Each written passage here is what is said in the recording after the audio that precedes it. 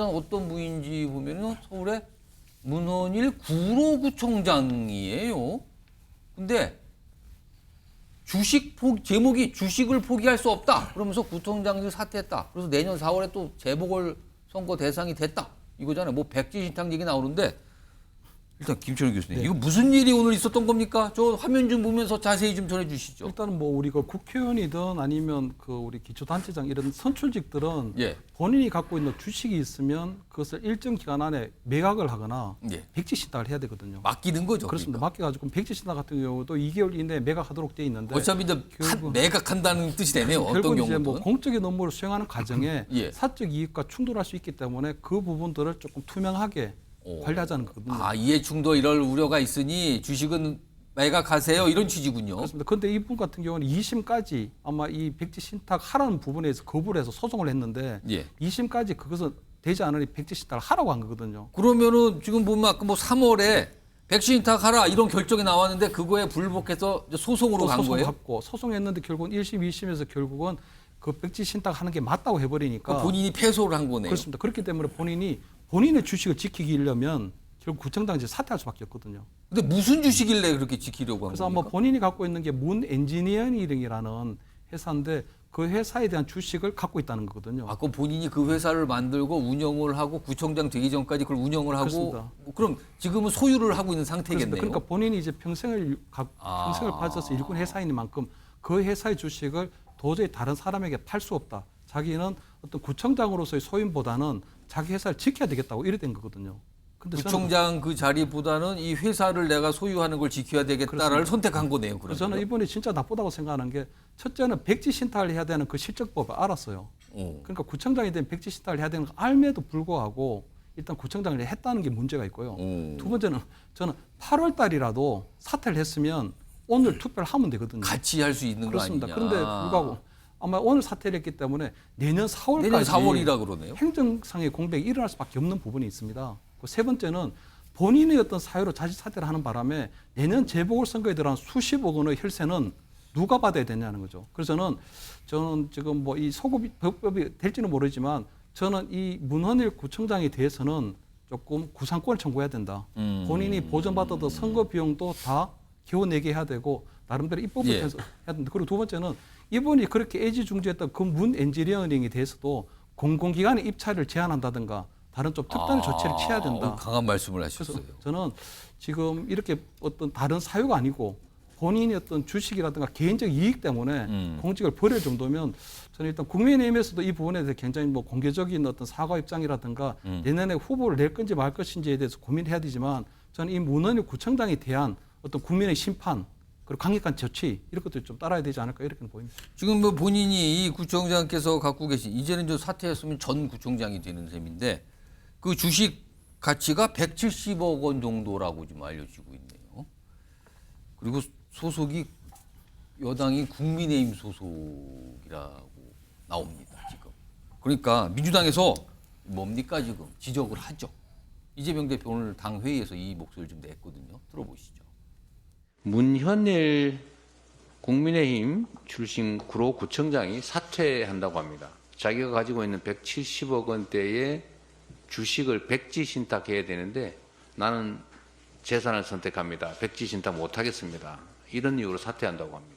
구청장이 돈 많은 사람들이 하는 취미 활동입니까? 국민의힘은 이 잘못된 공천, 엉터리 공천에 대해서 일말의 양심이라도 있으면 사과하고 책임져야 합니다. 자, 이런 상황이 쭉 진행이 됐죠. 국민의힘에서 이제 사과문이 오늘 좀 공개가 됐어요. 화면 좀 보겠습니다. 여기 보면 국민의힘 구로구 당원협의회 명의사과 성명이 나왔어요. 이렇게 됩니다. 자, 중도 사퇴한 것에 대해 책임 통감하고 사과드립니다. 그리고 백지신탁 의무를 다하지 못하고 사법부 결정 이후에 당과 협의 없이 사퇴 부분에서 협의가 없었나 보네요. 협의 없이 백지신탁 대신 공직사퇴를 택한 데 대해서도 진심으로 송구합니다. 이런 사과 입장이 나왔습니다. 박상수 국민의힘 대변인께 질문을 안 할 수가 없네요. 백지신탁 사실은 공직 출마하는 분들 늘 문제될 수 있는 거잖아요. 이 사안은요. 이게 뭐 과거에도 여러 가지 얘기도 있어서 이런 걸 보통 내가 주식 갖고 있으면 이게 백지신탁이 될 수 있겠구나라고 생각할 수 있는 건데 공천 당시에 백지신탁 관련해서 당과 논의가 없었습니까? 없었다고 봐야 되는 겁니까? 이해 충돌의 사안이 있을 때 이와 같이 백지 신탁을 하도록 법이 정하고 있죠. 예. 이해 충돌이 될 수 있는 사안이 있을 때.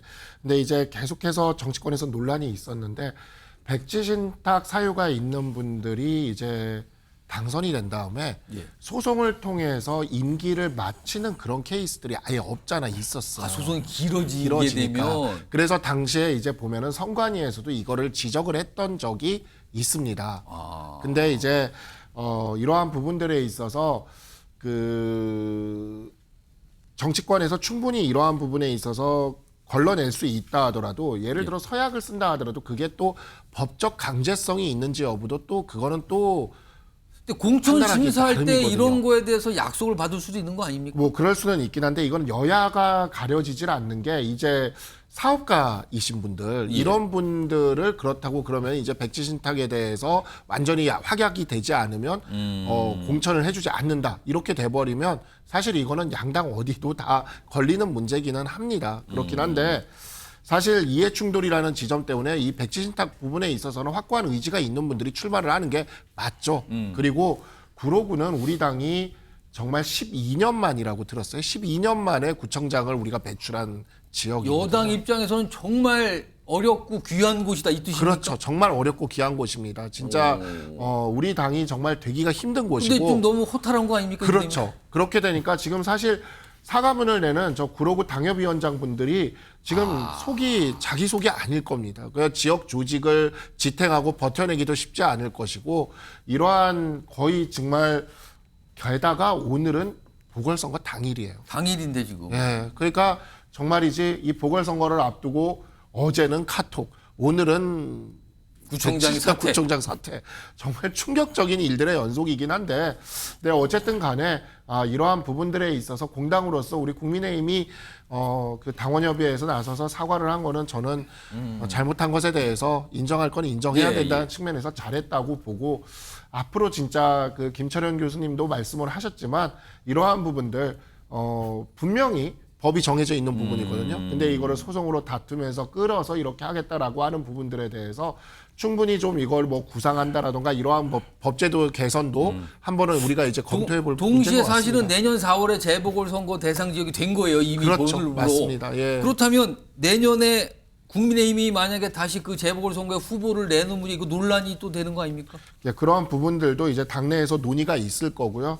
한 가지만 좀 말씀드리고 싶은 게 사실 저희들 지금 백지 신탁 때문에 이런 문제가 있지만 민주당 같은 경우에 보면 황운하 의원 같은 경우에 선거법 위반으로 해가지고 재판을 이게 몇 년째 받고 있지 않습니까? 그래서 임기 마치고 그다음에 또 국회의원 임기 시작했어요. 그러니까 이러한 사례들이 진짜 여야에서 계속해서 이렇게 발생되는 것들 그리고 이렇게 돼서 재보궐선거가 생겨났을 때 그에 대한 어떤 페널티를 주는 부분을 정치개혁의 일환으로 좀 여야가 함께 좀 논의를 할 때가 됐다라는 생각이 듭니다.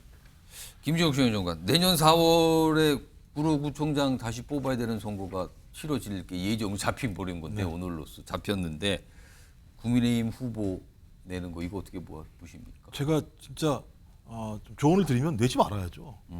강서구청장 선거 재판됩니다. 강서구청장 선거했을 때 어떤 일이 벌어졌습니까? 김기현 체제가 날아가 버린 상황이 벌어졌고요. 소위 정권심판론의 바람이 불기 시작해서 총선의 여파까지 간 상황들이 분명히 있습니다. 어떤 형태로든지 소위 국민의힘 출신 구청장이 말도 안 되는 이유로 본인이 중도에 사퇴를 했는데 내년 4월에 후보를 내서 경쟁을 하겠다라고 얘기하는 건 저는 국민들한테 후한무치한 행위라고 생각이 분명히 들고요. 그리고 또 강서구청장 선거에서 그 정도의 충격을 받았다고 한다면 저는 오히려 국민들에게 충분히 이 사실에서 말씀드리고 후보를 내지 않는 것이 저는 집권 여당의 도덕적인 책무라고 생각해요. 오늘 자진 사퇴하신 구청장분께서 뭐 어떤 사정이 있는 건지는 뭐 아직 정확하게 뭐 추가적 설명은 안 나오고 있습니다만 사실 여당으로서는 굉장히 부담을 느끼는 상황 아니냐. 그래서 오늘 사과문도 바로 당원협의회 이름으로 사과문까지 나와서 송구하다, 사과드린다 이런 입장까지 나왔어요.